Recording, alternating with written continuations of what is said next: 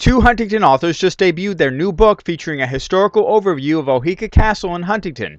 Ellen Schaefer and Joan Sergel unveiled the new Oheka Castle Arcadia book at this year's Friends of Oheka Garden Party. Now we're just really pleased about the Arcadia version because it's affordable, it's going to be available in all the bookstores and online, and of course here tonight where it's being debuted. Our new book is really the finest collection anywhere of Otto Kahn and Oheka Castle related photographs. We do have new photographs that were received, donated, given to Gary, to us.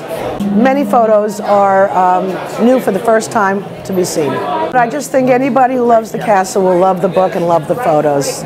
The co-authors say this book captures in photographs a great local historical story about how Oheka went from being a grand Gold Coast era mansion through several reuses to eventually being abandoned and almost demolished. But it was saved and restored, and today thrives as a town treasure salvaged from the Gold Coast era. It's actually the most prominent Gold Coast mansion on Long Island. It's certainly the largest. It's the second largest residence in America.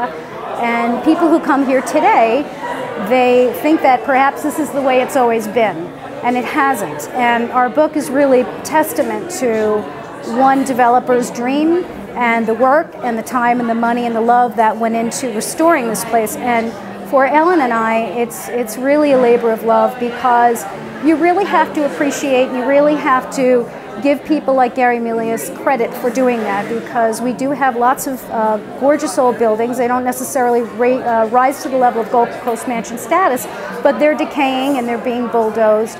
And our theme is that if you could save a house like this, you can save any big old house down the road. Developer Gary Milius restored Oheka, and he says it's great to be able to retell its story. And I think Oheka has its own life, and it's a special place. And I'm really like the keeper of it for this time. Yeah, I don't know if proud's the right word, but I'm happy, I'm honored to be part of it, and I think because the community has worked with me, it's worked for everybody. And they say Oheka has quite an interesting history to tell.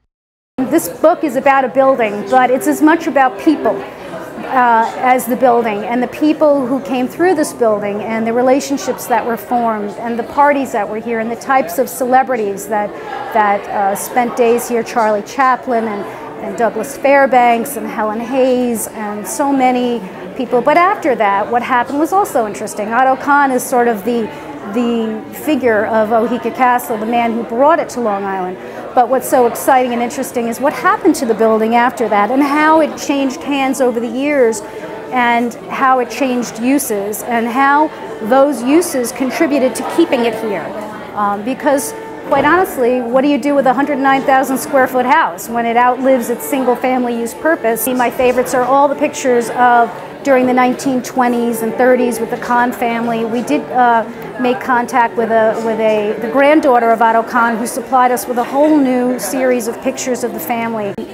Also, my favorites are of the Sanita, the use by the New York City Sanitation Department as a recreation and rest center for New York City sanitation workers. And it sounds kind of crazy, but this is what Mayor Fiorello LaGuardia had cooked up as a way to recruit garbage people during that era. It was very difficult to get people to work.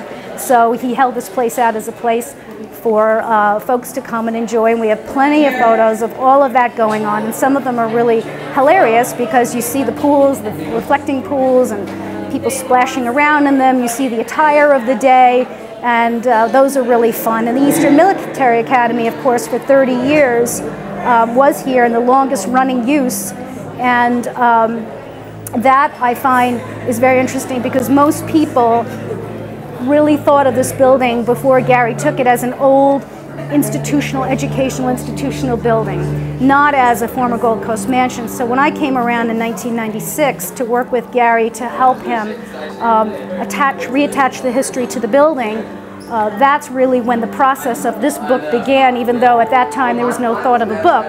It was just how do we find all the people and recreate and reattach the history to the building.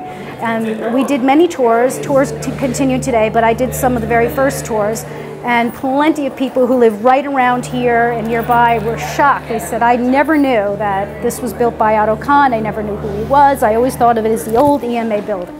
So I hope people enjoy a lot of the surprises, the new photographs, and we also have a new chapter that's dedicated to the film industry because Oheka has been used more recently and regularly by Royal Pains, USA Network. I hope everybody loves the book as much as we love writing it. The authors will be making several public appearances, including a signing and speaking event at the book review in Huntington on July 27th. For more information, you can check out the website oheka.com. In Huntington, Chris Collora reporting.